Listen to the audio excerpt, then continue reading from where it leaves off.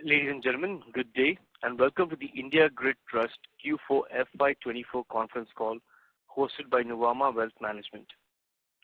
As a reminder, all participant lines will be in the listen-only mode and there will be an opportunity for you to ask questions after the presentation concludes.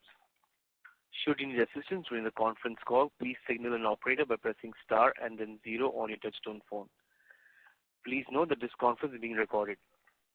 I now hand the conference over to Subhadeep Mitra from Nuvama Wealth Management. Thank you and over to you. Thanks, Mike.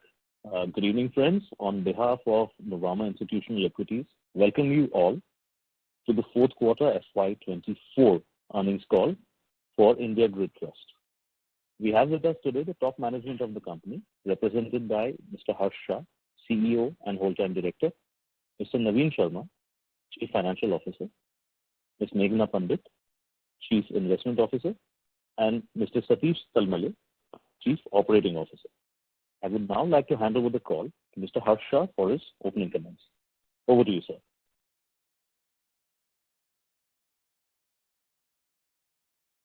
Thank you, Subhadeep, and thank you everyone for joining the call today. I would like to schedule the call in a way that we'll start with results, and I'll take you through the summary of the results in the quarter this year, indicating to presentation, and subsequently my colleague Naveen will take you through the rest of the presentation, and we will address the question and answer after that. Considering these are last quarter results for the last quarter of the year, some of the comments we can also take about the full financial year and how it has gone by.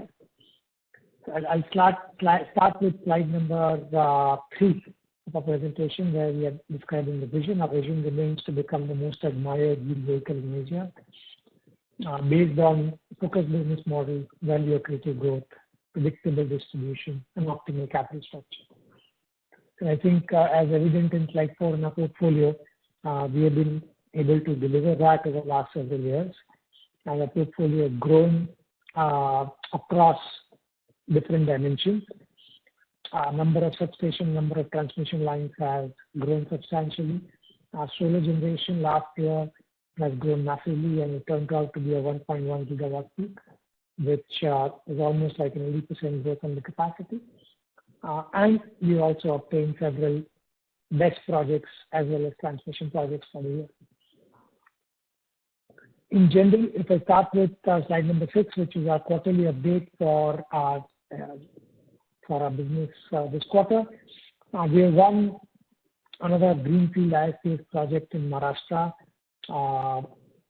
Besides that, we have won GUVNL battery energy storage projects for 180 megawatt by 360 megawatt hour configuration. With this, in FY24, we have won 5 greenfield projects, largely in transmission space, with about 2,000 crores in outlay.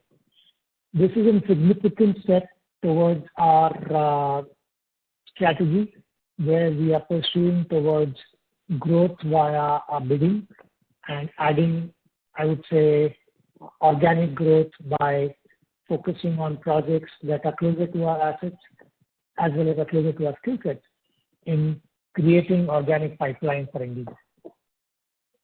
In this quarter, we also commissioned our first greenfield projects, which we had embarked on about 2.5 years ago, and Kalan Transmission Limited.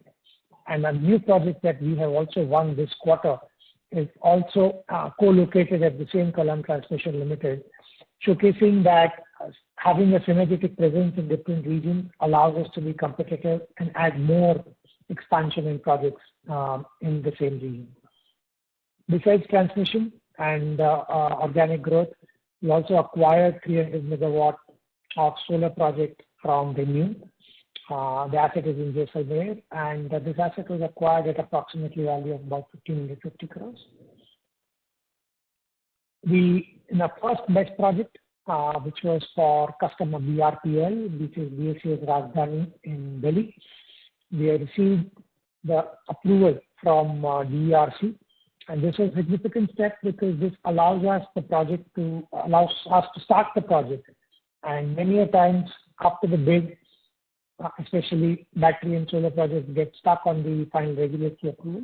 But we are pretty happy with the speed with which VRC and the customers have moved to get the approval so that we can start and break ground. On the financial performance, our Q4 revenue and EBITDA both witnessed 31% and 24% year-on-year growth respectively. Q4 financials now include full quarter impact for the Zurich assets and also revenue from Renew asset on a portion of the quarter. For the full year, revenue and EBITDA stood at approximately 2,864 crores and 2,460 crores respectively, which is a growth of 23% and 17%. Q4 collections have been phenomenal in the transmission side with 119% and around 89% for the solar assets. For the full year collection, we received 103% and 101% respectively for transmission and solar, which is also the reason why we are adding substantial amount of NDCF for the financial year. With the phenomenal year, both on financial and growth side, the board has decided to meet its increased guidance at 3.55 rupees a unit, which we had raised up acquiring unit. And further guidance had been increased further by 6.4% to 15 rupees a unit annually for FY2024-25. I would remind that we had raised the guidance mid-year last year. If one was to compare our original guidance for FY24, this 6.4% will almost look like a 9% increase from 12 months ago guidance that we had guided towards.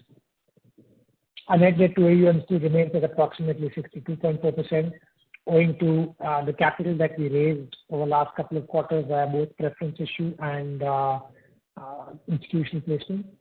And we continue to work to ensure that our net debt to AUM remains at a level which allows us to grow. Operating performance, our average quarterly availability was 99.52 and the annual availability has been 99.74, which is ensuring the maximum incentive for this financial year. Our solar CUF, including RHPL, was around 23.9%. We also implemented something called asset health indexing for our entire substation portfolio to enable both predictive and proactive maintenance. You may recollect we had implemented DigiGrid about a year ago, and this is a further step in the same direction.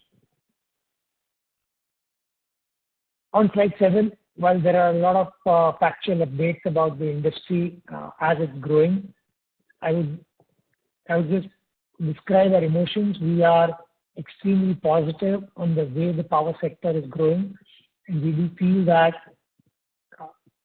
industry is getting a lot of tailwinds from the demand side, from regulatory circles, as well as the supply chain side, which is resulting into the government as well as the need of the customer becoming more and more apparent. And therefore, we are seeing that in transmission lines and substation itself, there is a sizable amount of pipeline are available for bidding over the next couple of years. And we do see that a sizable amount of this would be able to addressable target for IndiGrid, which will result into a sizable growth pipeline. This also is driven by a large amount of demand on the renewable side. And while we do not bid for renewable projects directly, such amount of capital requirement does require many of the developers to flip assets, and that becomes pipeline for us. And besides that, for this kind of renewable expansion, we are seeing a lot of planning already being undertaken for further expansion into transmission and battery storage, which remains a core area where we look to be. On the Q4 of operating performance, I would like to invite Satish Talmale to take you through the performance. Satish. Thank you, Ash, and hi everyone. On Q4 operation performance, so we achieved quarter with zero harm on HSE aspect. That means no major incident reported for the quarter. On performance, overall average quarterly availability is 99.52%, which is largely due to all the scheduled outages which we plan typically in Q4. But on annualized basis, we almost hit our target of 99.75% with 100% maximizing incentives. On solar generation, we achieved 29.9% CUF with a generation of 445.8 million units. On reliability, we achieved 0.13 trips per line, which is one of the best in our sector. And in Q4, we achieved 0 trips for entire substation. So we are continuing our efforts to maintain consistent performance based on our reliability-centered approach and coupled by digital technology with best-in-class operational excellence. With that, I would hand over to Naveen on slide 9. Thank you, Satish, and good evening, everyone.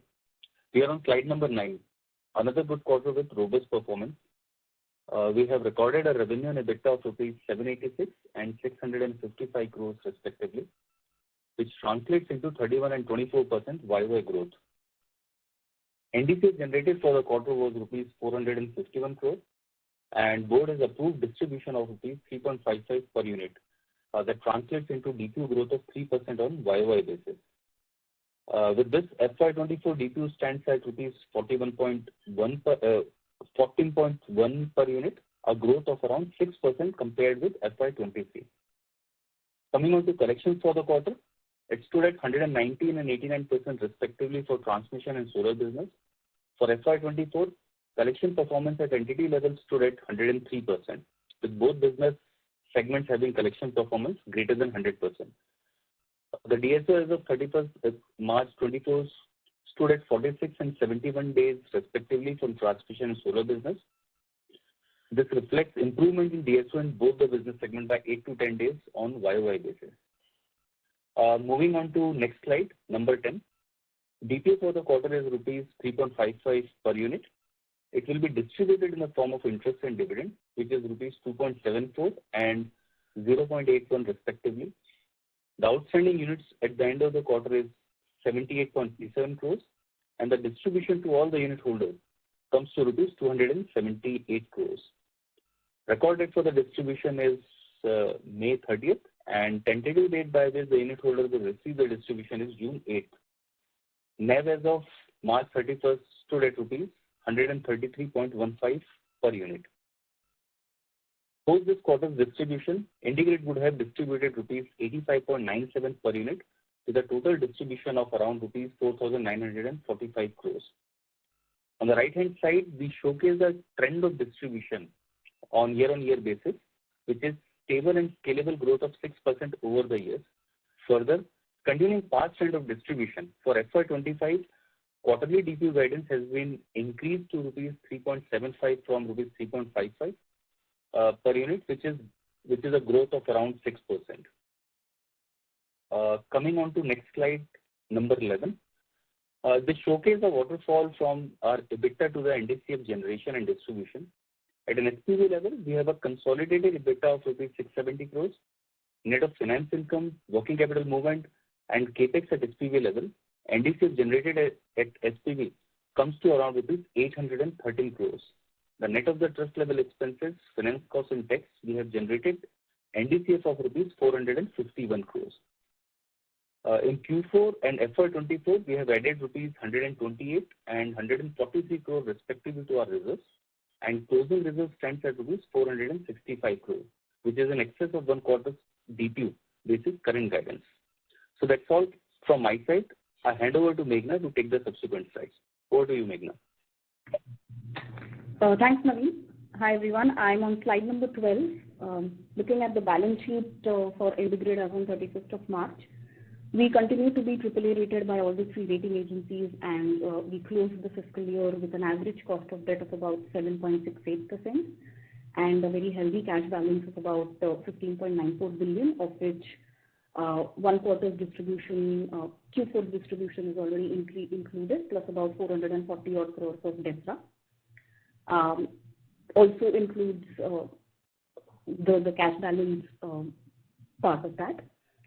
More than 75% of our borrowing book of 192 billion is in the form of fixed rate borrowing, to that extent insulating the borrowing book against short-term variations in the interest cost. Our net debt to AUM, the leverage ratio remains at a healthy 62.4% on the back of the equity raise that we did around 1,070 crores in the last fiscal. EBITDA to interest coverage ratio remains very healthy at around 1.86. The gross borrowing book is almost 50-50 divided between NCDs and bank loans.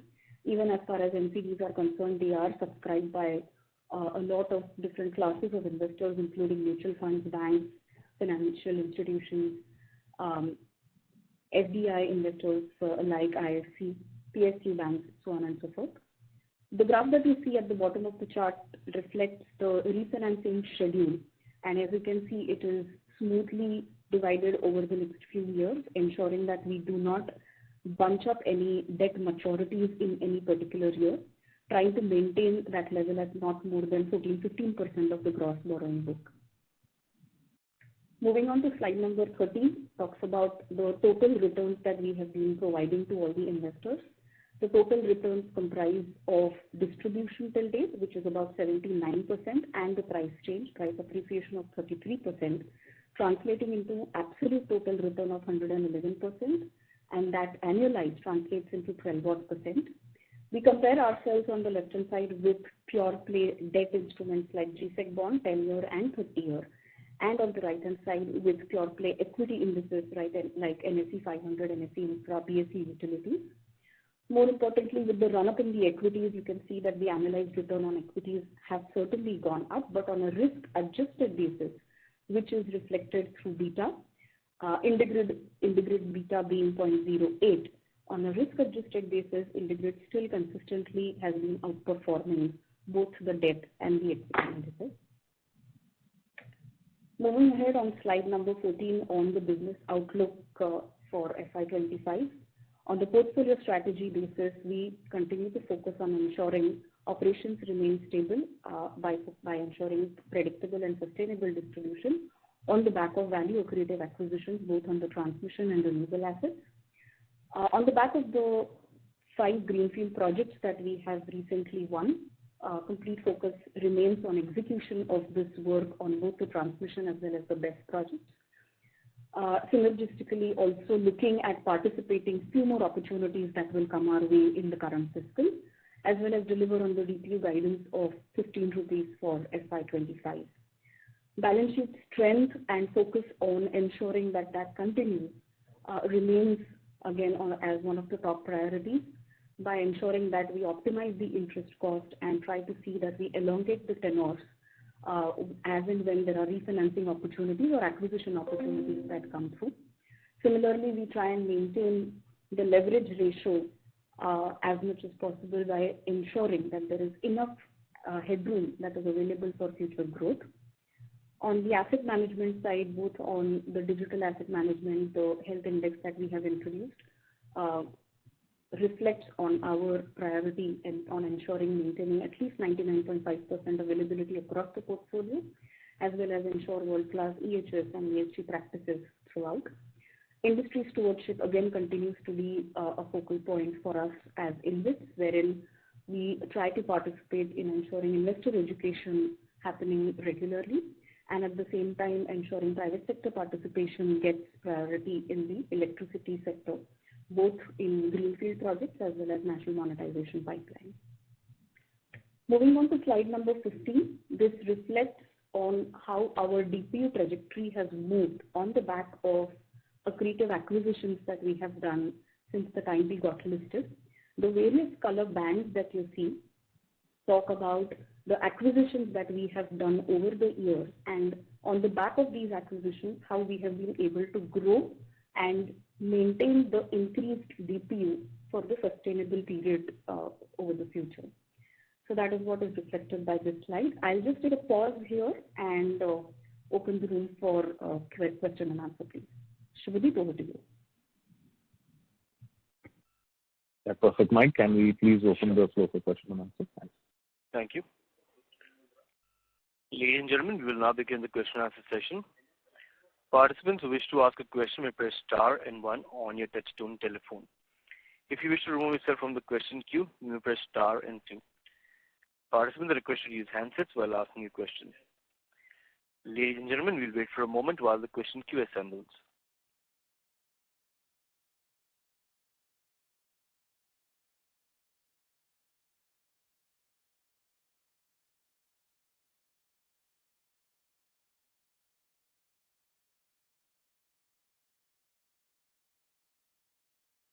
We have the first question on the line of Pratik Kothari from Unique PMS. Please go ahead. Hi everyone, good afternoon. Thank you and congratulations for the consistent performance for the past 5-7 years. My first question is on this, the new entry which we have made for over the last 6 months, BESS, the battery energy storage. Harsh, if you can speak more about that and explain what kind of business that is, what kind of capex does it incur, and not just from our side, also from the customer side. Given a DISCOM is putting up this battery energy storage, and what does it cost for them to store this power? Recently, there were talks about central government having to come up with some viability gap funding because it didn't seem economical. How much is it for the project that we have won? Just broadly, if you can help us explain or understand this business or economics of this.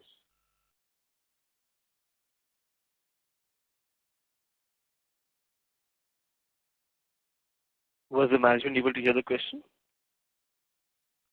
Yes. So thanks, Pratik. Then for us, battery energy storage projects are almost exactly similar to transmission projects. Even the bidding framework is pretty much similar in terms of TBCB form, except that instead of transmission service agreement, it is called battery energy storage service agreement. So it's identical from the concession agreements that we have followed in the past. The payments, or rather the business model or the operating model, is also based on availability. So as long as the batteries that we manage provide a certain availability as well as a output efficiency, we continue to get paid whether the customer uses the charging and discharging cycle they have provided or not. Irrespectively, we get paid. So practically, it is almost like a substation project that we have managed. So that's point 1. Point 2, in terms of the customer capex, customers in this case, or rather in most cases, will not be incurring any capex. It would be in their substations, and therefore, rather they are outsourcing capex. So we are doing capex on their behalf, and they will pay us an annuity for 10, 12 years as the base might be. So the business model is that instead of incurring expenditure on their books, they are calling bids, and they pay an annuity bid for that. Just to provide you a little bit of context of economics, the tariff at which we have won a few projects would be in the range of around 4.5 rupees a unit. And the primary driver for this tariff being reduced substantially over the last 1 year has been that the cost of batteries has come down drastically over the last 1 year. And I think at the 4.5 rupees, we are looking at an inflection point, because for certain peak demand, if one was to use solar plus battery in the evening, the cost would come around 6-7 rupees, which is pretty much, I would say, at a great parity to serve peak load in the evenings or morning. So I do think there is a real business case where we will see a lot of growth in the battery energy segment from different customers, as long as the prices remain down. So we are hoping that a lot of growth in this area will take place. But the business model, to your question, remains as our normal build, own, operate, and transfer kind of business model. Correct. And if you can share what is the capex that we'll have to put up for this 180 megawatt, the one we are doing in Gujarat? And when we say 180 megawatt, 360 megawatt, that means we have to keep this battery available for 2 hours. That is the contract which we have to serve. It's a little more complex than that, but yes, we need to do 2 hours of availability, but there are also cycles. So this project has 2 cycles. Some project can be 1 cycle. So it is not easily comparable. Each project is not easily comparable over here, because based on the cycles and location and customer requirement, there can be a sizable amount of difference between project to project. Having said so, this project that we have won has got 2 cycles, and 180 megawatt means the peak capacity. 360 megawatt hour means 2 hours of battery storage. And the cost of the capex, we still in place of, I would say we are in place to order, in process of placing the orders, but it is in the range of, somewhere around 550 to 600 crores. Correct. And this 4.5 rupees, which is mentioned will be the cost for the DISCOM, this does not include any gap funding that central government has to do, right? This project is not under any available gap funding, and this project economics is not dependent on any VGF received from the government. Right, fair enough. And as on the risk part, the battery technology, keeps evolving every other year. So what happens in case things change a few years down the line? That is one. Second, given this is very new technology, what happens if this doesn't perform as expected? Because transmission lines has been in existence past many decades. This is quite new. And third, what happens after this 10, 12 years? So I think point one, the technology is evolving massively, and it is evolving for better. So efficiencies are improving. So as the new technologies come in, we will see probably reduction of costs, and we are hopeful that it happens, and it will help us in further augmentation if we have to do. To your second question, I think we need to do a little bit of more work around it as a country, to raise awareness. So most likely today the largest amount of battery capacity in the world exists in China, and it is not in one few 10 gigawatts. It's over hundreds of gigawatts of manufacturing capacity of lithium-ion batteries exist. This technology itself is not new. Technology exists for decades in satellites, in our phones. It is the same technology at a different scale, different application. So the lithium-ion technology, I won't call it new. It is extremely stable, extremely viable, and used technology across the world. So I think it's just one, and we have a lot of exposure, and we've looked back at a lot of technology as well as manufacturing plant, operating plants in China. The capacity is tremendous. The use case is tremendous, and they are treating it as a base technology, not as an emerging technology. I would say sodium ion is emerging technology, but lithium ion is a base technology which has been existing for decades. So we are not worried about the risk of the technology itself, but we do see the technology improving year on year, and that would add edge to us rather than worry. Correct. And what happens once, the battery would have a life of about 8, 10, 12 years, depending on how much you use it. What happens post that? So, variety of business cases are possible. Battery will have a very long life. Even after 10, 12 years, battery will have I would say, SOH, POH will be slightly different because the depth of discharge and stuff will be slightly different and may not be wise to use as a utility scale battery storage, but battery is still a battery, can be used, can be recycled. There are multiple business cases. Okay. Yeah. And depending on the cost, technology, and what exists 10, 12 years down the line, we can find an application. Rather, I tell you today, there is a very vibrant battery recycling industry in India instead of China. So, but to predict that what will be the price of batteries and recycling 10 years down the line would be a little bit too much to ball gazing. But I can tell you there is sufficient applications that exist after 10 years. Correct. But none of this is captured when we bid for the project. In an IR. I don't think I can answer that question, Pratik. Okay, fair enough. So second, so one is to maintain this DPU. First of all, a great increase from where we started. So one is to maintain this DPU of 15 rupees for as long as possible, and second is this accretion which we intend to keep doing over a period of time, and we have done a fine job over the last 5-7 years. But as we keep growing larger and larger, does it become harder to kind of capture this increase given the number of projects or the size of projects that we have to keep onboarding? To your question, yes. As you become larger, it takes more effort to grow on a larger base, 100%. I mean, 5 years ago, 2,000 crore would have added sizable growth. Now 2,000 crore becomes 8% growth on the overall book size. So as we become large, we obviously have to target larger projects and larger growth pipelines. Fortunately, the market that we operate in has been growing very fast and large. So we are hopeful that we'll be able to, keep up our share or growth rate that we are working towards.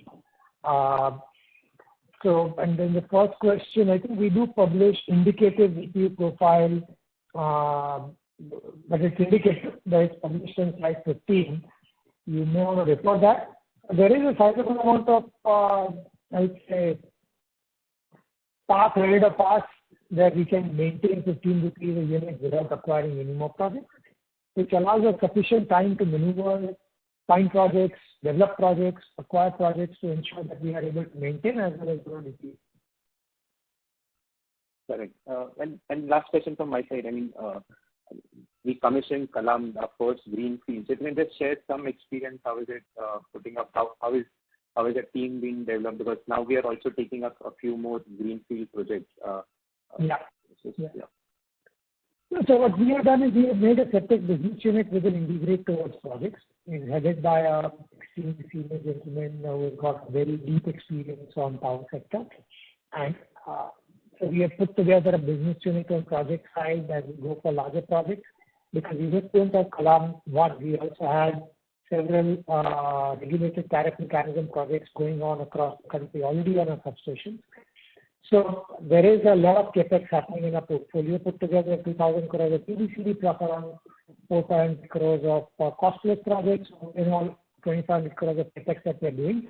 So we have identified several of our team members within Integrate itself who have done capex in the past, who have been reassigned responsibilities on the project side, and we are augmenting further as we look for other projects. So I think the core talent remained in Integrate from the beginning, and wherever there was, I would say, leadership required, we added leadership capabilities on the execution. Great. Thank you and all the best. Thank you. Thank you. Participants who wish to ask a question may press star and 1 on your touchtone telephone. Participants who wish to ask a question may press star and 1 on your touchtone telephone. We have the next question on the line of Shubhati Mitra. Please go ahead. Thank you. Hi, Harsh. My first question is again with regard to the best piece. If you could just highlight for us, what has really changed over the last 6 to 8 months, which has led to this sharp reduction in costs. What we understand is, okay, while lithium prices have come off, may not have come off by more than maybe 20-25%. So is it that there is a function of probably some near-term or medium-term dumping by China because they are not able to sell enough batteries to the European EV industry given restrictions there? Is this more of a short-term event or a near-term event? Or do you see that there is a structural change in battery prices and they will keep on getting cheaper? That's my first question. Thanks. I think to answer the first question, I would say I won't use it like use the word dumping. There is a significant scale that China has created in manufacturing batteries. And it is a scale business because the larger the plants are, the lesser the cost is. Second, there is significant advancement of technology that Chinese have invested in. So a few years ago, there used to be cell size of 200 ampere hours, then 250, then 280, 314. And now this year, most Chinese have announced 350 ampere hour cells. And just to put things in context, between 350 ampere hour cell and a 280 ampere hour cell, in the same volume, you can pack 25% more volume, more power, right? So essentially, you have reduced the rest of the balance of supply cost by 25%. So there is a lot of advancement on R&D side that they are working on, as well as they have got the scale. Now, the biggest driver, other than the lithium prices, what we see is overall globally the EV expansion, or rather the growth that was estimated, has not taken place. And most manufacturing facilities at the cell level are pretty similar, rather same for EVs as well as utility scale storage. So the EV growth that the world was factoring in has not taken place for a variety of reasons, political, economical, whatever reasons. Right. This has resulted into a lot of capacity being available for utility scale battery storage, where the application is kind of very, very viable. So a lot of capacity, technological advancement, and I would say a glut in the market. All three things are contributing together. On top of it, yes, as you mentioned, especially US is also not importing batteries from China, if I'm not wrong, or so that has reduced competition, or that has reduced prices in China.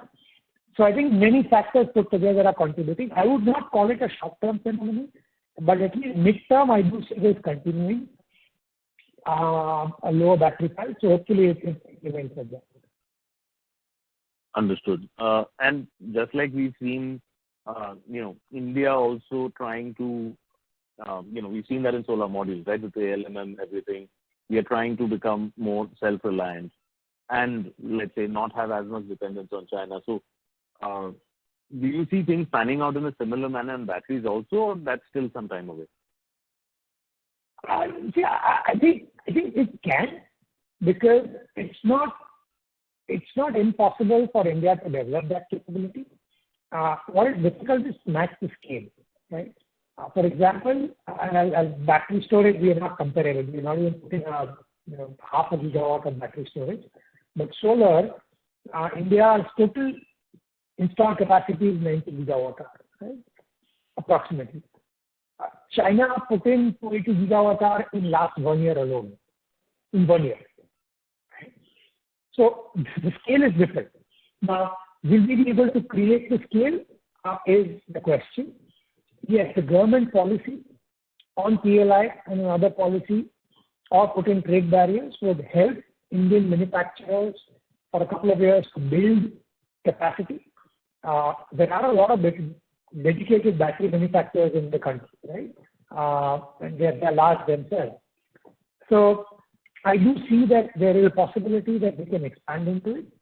But to stabilize a new plant, to produce out of the new plant, and customers accepting those batteries out of the new plant and implementing, in my mind, is at least a 3-4 year cycle. Okay? So if the government starts today, or let's say 6 months down the line, I see domestic utility scale batteries, and when I say domestic is a still manufacturing, at least 3-4 years away. But that's a midterm, and I do certainly see that happening and taking place. Understood. Lastly, on the diversification that we've seen for IndiGrid, right? We've moved beyond just buying transmission projects or mature transmission projects from others. You're constructing, getting into greenfield. There is solar, there is BESS. So, in terms of your risk balancing that you tend to do, how much of your AUM do you see moving towards these newer areas, and do you see any incremental risk which can come to the instrument? Yeah. No, I think, one of our core values is agility. We are agile. We will keep evaluating opportunities. On the other hand, we are conservative. So I won't call it any of them as a newer area. I think we have pondered upon, experimented a lot on every business expansion that we have done. For example, before getting into batteries in this way, we have installed the first battery proto plant in our substation, matched with solar, to make our substation grid independent. So we consume during the day solar and in the evening battery. We made it work in our own substation 2 years ago. So we have our own design engineering and work done on those plants to learn, get our hands dirty before we expanded to this area. So that's on battery. Same way on solar, we acquired a 100 megawatt plant, operated it for a couple of years before we took it to a gigawatt. On the development, we did a 200 crore capex. We completed it. and now we have a 2,000 crore pipeline. So we've gone strategically, first taking a step, proving the concept, capability, building the capability, learning the ropes, and then expanding. So by the time we have really done something meaningful and sizable, it's no more a new area, right? So that's how we've gone about it. In terms of risk reward, it's largely homogeneous. Most of them are annually linked, so we don't see that as a material risk. And even in the projects that we have won on our under construction side are fairly de-risked. So we would like to move in that direction, and we are confident that we're not adding a substantial amount of risk because of that. Okay, and is there an in-house target or a threshold that you have as to how much would get allocated towards these newer areas, or it's fairly homogeneous? See, the battery storage is kind of a core area as part of transmission. On the development side, we have not crossed 10% of capital deployed. That's what is the part of our overall SEBI cap. Renewables will remain around total 25%. So that's the overall guardrail within which we'll operate. Understood. Thank you so much. I'll get back in the queue. Thank you. Thank you. We have the next question from the line of S. Agarwal from Max Life Insurance. Please go ahead. Yeah, hi, good afternoon. Collection efficiency for solar asset has reduced to 89% this quarter, versus 128% last year, same quarter. So is this as per your expectation, better or lower? And is there any specific counterparty where you are seeing the collection efficiency to be lower? Thanks. I think if you look at the quarter-on-quarter comparison, right, it looks like 128 to 89, but on a full year basis, it's still 101, right? So it's still collecting past dues. So our quarter 2 and quarter 3 are very good. And typically what happens in general is when your couple of quarters are very good, the third quarter is down because the customer is paid out of, substantial amount of dues. So then we take a breather and subsequently increase. So we don't see it as systemic. We don't see as one particular customer delaying. It is just a normal trend that we have seen that once you have a large quarter, the next quarter or quarter after that is relatively. Okay.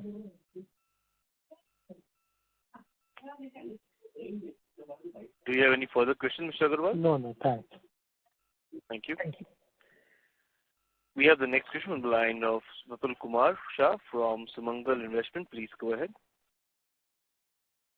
Hi, thanks for the opportunity. So my question is regarding our new acquisition of this solar acquisition.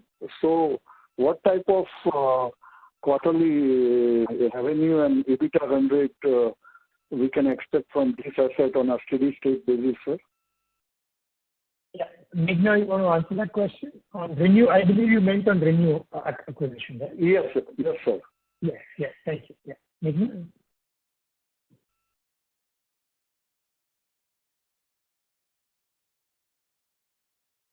Hello? Yeah, one minute. Yeah.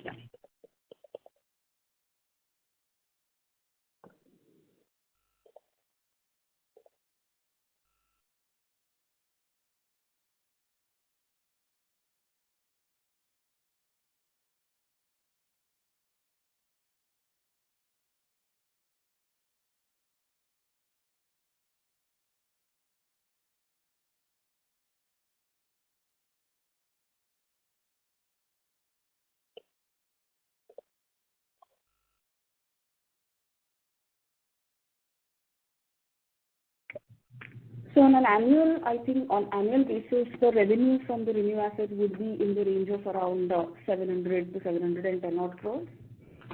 And on the EBITDA basis, revenue would be about 200 odd crores in that range, 190 to 200 odd crores. And EBITDA will be somewhere about 175 odd crores. Okay, thank you. Yeah.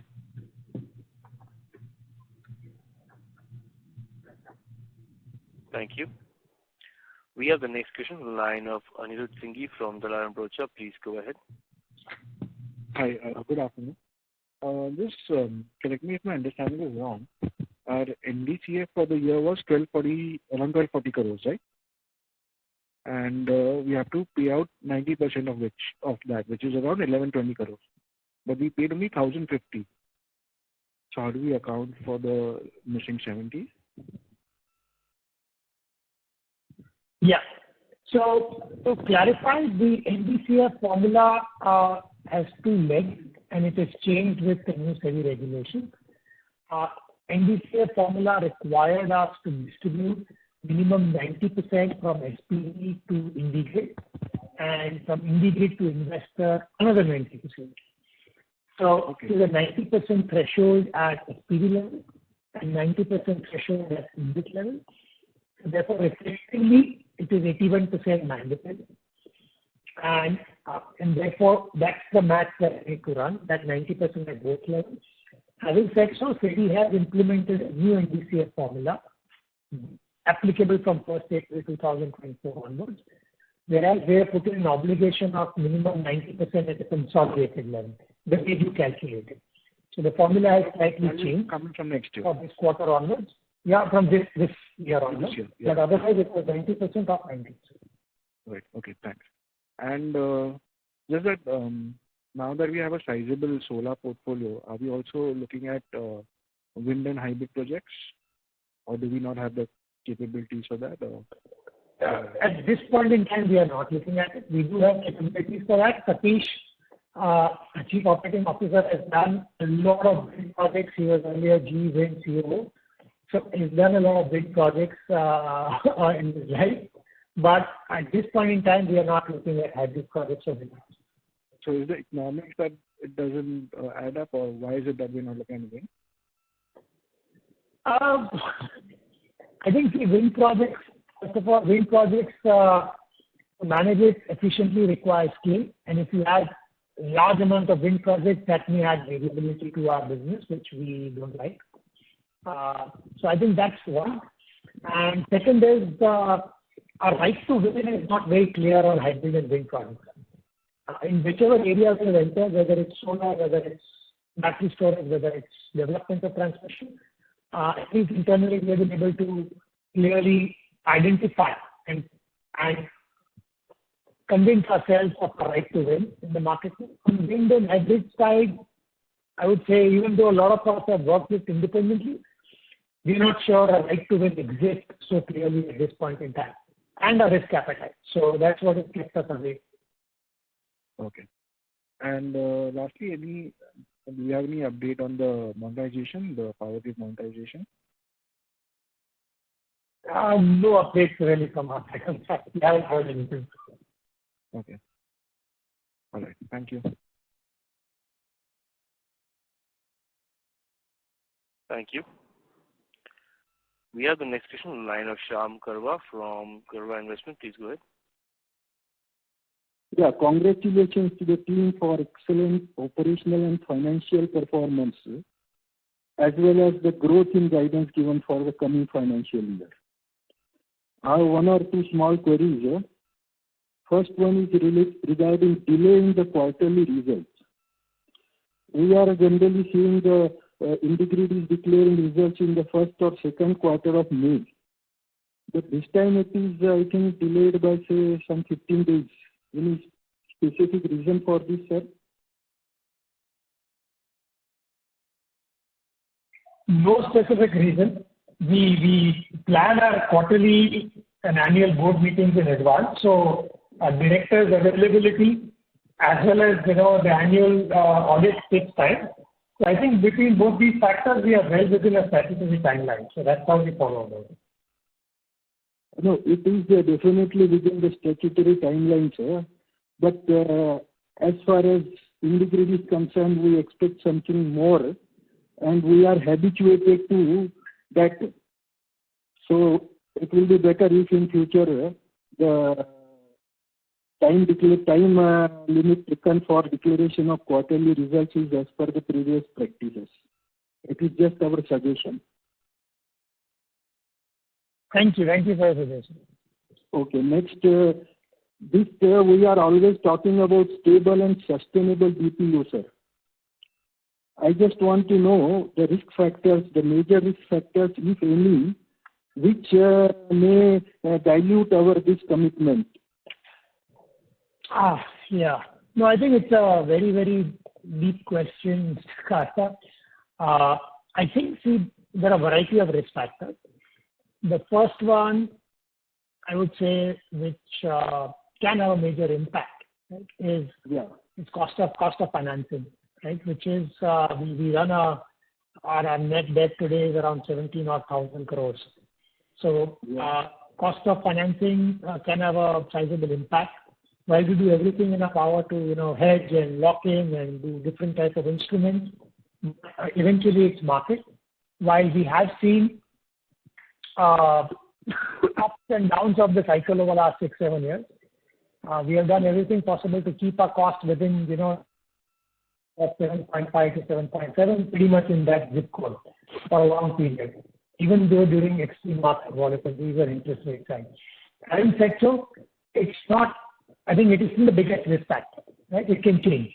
It can change, like you all saw, while we believe that the RBI guideline that has come up, the draft, is not applicable on us, it's applicable on project financing, but the regulatory actions can go in any direction, right? Yeah. And that can have a major impact. So I think factors like that impact our cost of financing can be one big operating risk. The second risk is we are in 22 states, right? If you look at the presentation, total number of assets are 49 lines, 15 substations, so about 64, plus about 16 solar projects, so 80, adding new locations that we do to around 85 to 90 locations in the country across 22 states and UP. So there is always something happening, right? We are social assets. They can be floods, they can be heat waves, they can be flash floods, they can be riots. There's something or the other happening. And when we have a large portfolio, there is always something that can happen to our assets, right? Because we are plus country. So that's the second biggest risk, right? To impact on our assets because of natural calamities, man-made calamities, different things. Now, we are very diversified. So no one asset has ability to move our business materially. But even after that, it is the second biggest risk that I see to the business. Third risk I do see into our business collections, as I think many of the investors will ask. If a collection gets stretched from customers, that also can have an impact. And we have cushions in our cash flows, we have sizable cash balance and all that. But I would put that as a third risk. So I would say between these, you would have covered, high-level significant risk of the business. Yeah. As far as this finance cost is concerned, I think the interest rates are at their peak. So in future, if the interest rates go down, whether we are going to get benefit out of that? I mean, your question was on risks. Describe the risk. When you oppose the risk, it becomes opportunity. Yes. There is a silver lining in every cloud, no, sir. Correct. Yeah. So it can become an opportunity for sure. I don't want to predict it, but it can become an opportunity. As and when it happens. Okay, regarding the solar assets, I have a small query. Whether there is any seasonality aspect in this solar generation. This quarter, okay, it was good. In future quarters, whether it will be plus or minus or something like that. Any such seasonality factor is there, sir? There is seasonality in solar aspect. It is not as much as wind. Satish, you want to give that answer, please? Yeah, sure, Raj. Yes, sir, there is certainly seasonality, the way seasons are changing. Yeah. And also, of late, we are noticing bit of shift in climate patterns as well. But good part of wider portfolio is we are diversified across various geographies. So if one state has problem, another state can, compensate for that. So that's a benefit we get with a diversified geography. Yeah. Okay. Just one last point, Mr. Harsh, regarding natural calamities, I think we must be having some insurance coverage for that. Yes, we do. Because I was seeing in the profit and loss account, the insurance expenses are substantial, some 24 crores in this financial year it was there. So this insurance cover, whether it is only for the assets or for the operations part also? No, so I think insurance is the biggest cost in a P&L. And yes, we do take a very comprehensive insurance. So it is covered for all natural calamities. Many a times revenue loss also is covered. It depends on what event is caused. But yes, a sizable amount of insurance protection is there. So it means we are taking covers and precautions for all possible risks. That is my impression. Yes, that's what we are trying. Okay, because why I am asking so many questions is I am having good confidence on IndiGrid. So I am suggesting my friends and relatives also to invest in IndiGrid units. That's why I have asked so many questions. Certainly. Thank you. Okay. So we hope you will do better and better in future, and we will get the fruits out of that. Thank you. Thank you.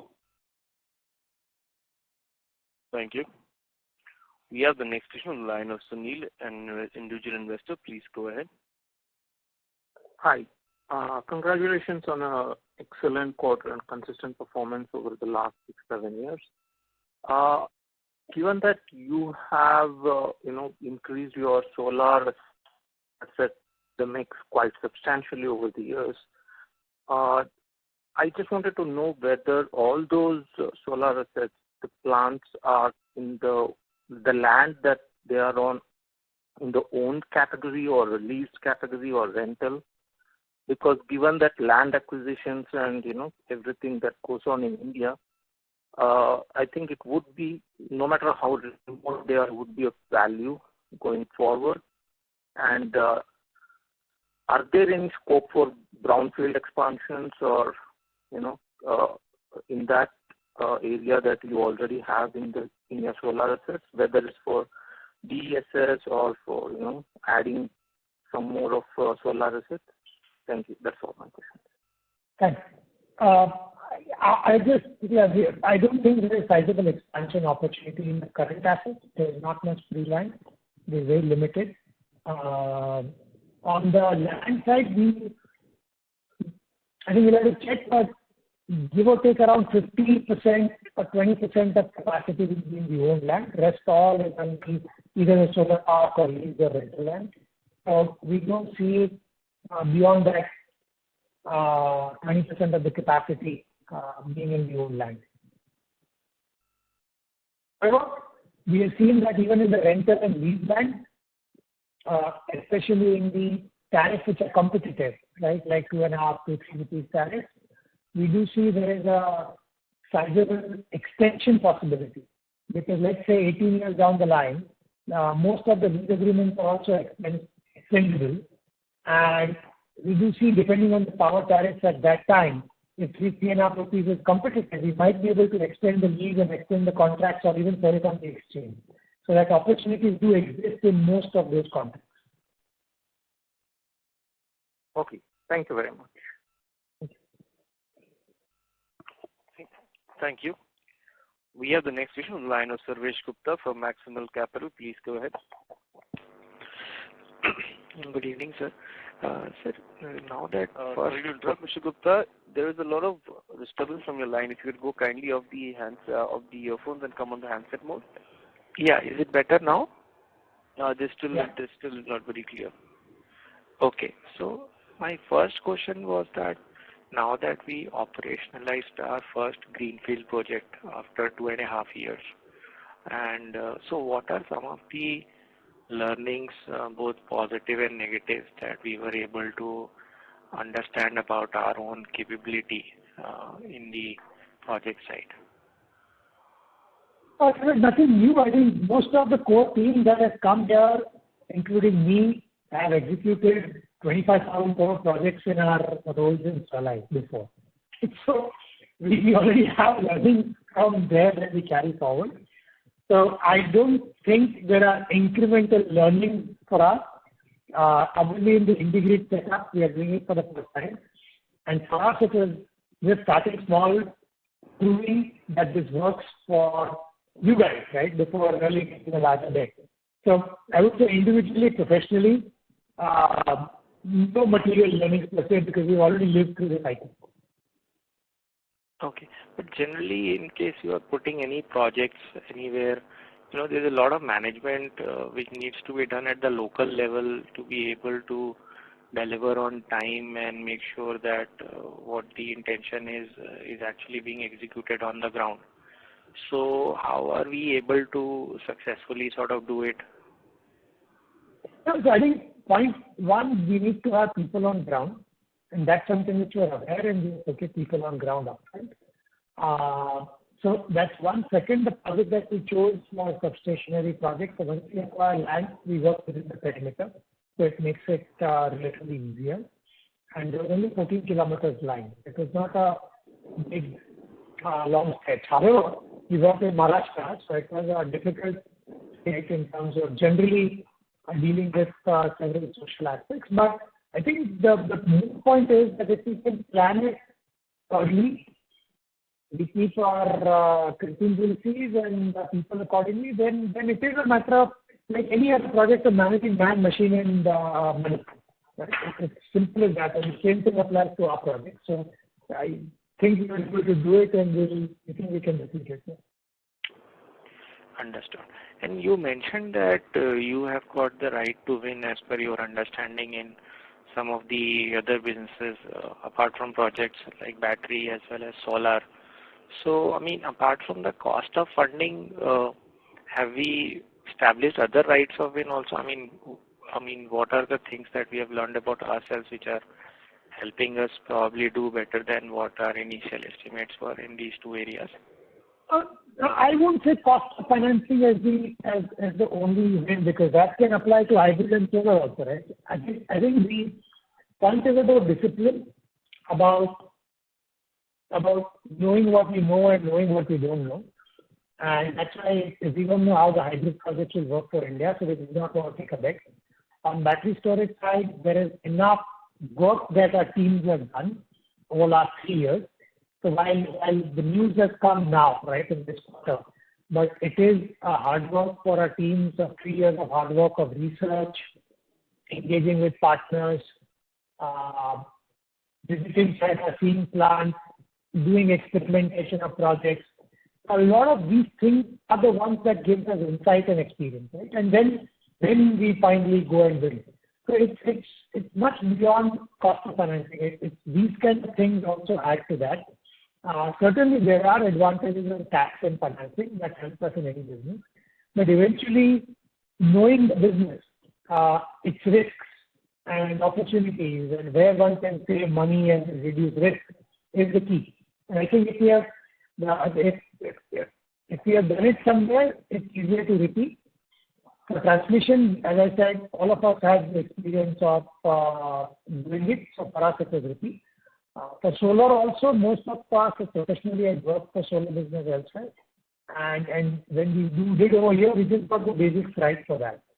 So I think the focus is on discipline, knowing the business, knowing its risk and opportunity, and then bidding. That's how we go about it. Understood.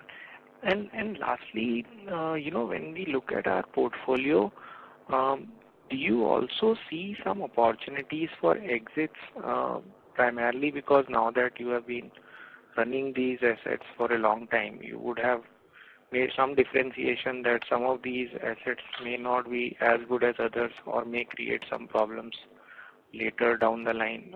So is that thinking existing, or all the assets are more or less commoditized or similar, and hence we feel that everything should be run till the tenure of these assets? Okay, I'll tell you, we have not thought about it. In any case, SEBI regulations do not allow sale of assets with less than 3 years of holding period. Second, our own strategy is buy and hold. We are not a buy and flip kind of trader, right? We are a utility. We buy projects and keep projects on yield and deliver to unit holders. So we haven't given thought strategically or tactically to really monetize assets. That's not part of a business and operating model. We haven't really operated that much. And if somebody comes and approaches that will give you some obscene value for some asset, then we'll take a look at it at that time and we'll do what is right for the unit holders. But at least from our side, our strategy is not to really monetize assets. Our strategy is to do assets and give yield to our investors. Understood. Thank you, and all the best. Thank you. Thank you. I would now like to hand over to Mr. Harsh Shah for closing comments. Thank you. Thank you to all our investors for joining the call today and asking very, very intelligent and deep questions. We are working for you, and we are pretty happy as the level of questions have improved and you are taking deep interest in the business and asking the right set of questions. We are always there to address them. We will continue our path of delivering stable DPU and growing it, especially now that we are working on the organic growth. We do look at the 10% capital we can continue to deploy and do organic projects which provide the yield to come to our unit holders. Thank you. Thank you. On behalf of Nuvama Wealth Management, that concludes this conference. Thank you for joining us, and you may now disconnect your lines.